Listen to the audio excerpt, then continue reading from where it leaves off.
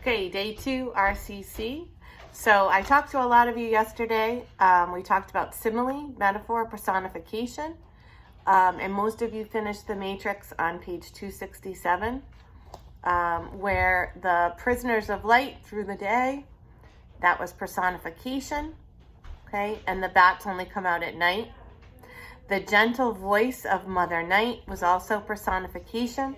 Okay, and that was the sounds of night waking up the bats. The last one, what I read, was a dark whirlwind of sudden flight, and most of you said that was a metaphor, that the flight was like a whirlwind. So now you want to turn the page, and today you're going to read a poem called Rain in Summer. Read it one time, I'll read it through to understand what the poem is about, and then we're going to analyze the figurative language, and you've got another matrix to do. Okay, so the poem is Rain in Summer by Henry Wadsworth Longfellow. How beautiful is the rain after the dust and the heat, in the broad and fiery street, in the narrow lane. How beautiful is the rain.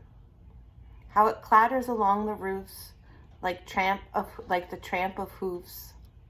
Hooves. How it gushes and struggles out from the throat of the overflowing spout. Across the window pane it pours, and swift and wide with a muddy tide, like a river down the gutter roars. The rain, the welcome rain. The sick man from his chamber looks at the twisted brooks. He can feel the cool breath of each little pool. His fevered brain grows calm again, and he breathes a blessing on the rain. Sorry, that was bad. All right, could you guys just take a minute, please, and look at stanza 2?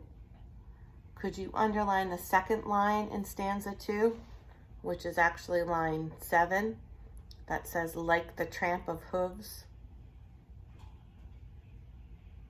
Hoofs, because it rhymes with roofs. Hooves, sorry. And then underline struggles out from the throat of the overflowing spout. Go down to stanza 3.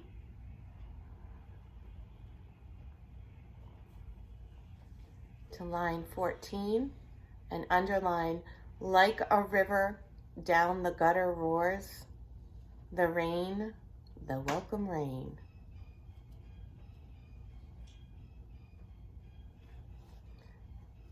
Then go to the last stanza, stanza 4. Go to line 18 and 19 and underline those 2 lines. He can feel the cool breath of each little pool.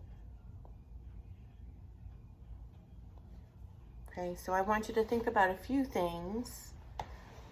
Just think for a minute about how the rain is falling. Is it a light rain? It's a heavy rain, right? And think about how you know that it's a heavy rain. And I want you to think about who is watching the rain.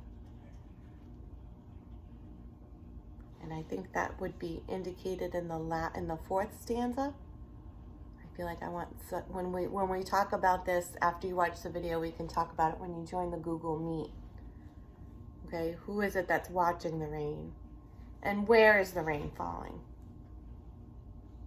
Okay, so we'll review those questions. Okay, then you're going to go, for the assignment, you're going to go over to page 269, and we're going to explore what figurative language does the post use to describe the rain, the poet, and use the chart below. So we're going to look at what I read, okay, and what you read are going to be the things that we underline. Identify the type of figurative language and what it means.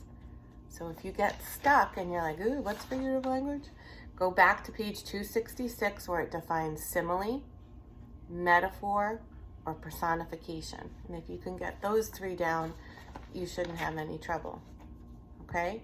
So from here, you've done the read aloud and you've watched this video and the other RCC video. You can join the lesson and I can answer any questions you have about answering the questions on page 269.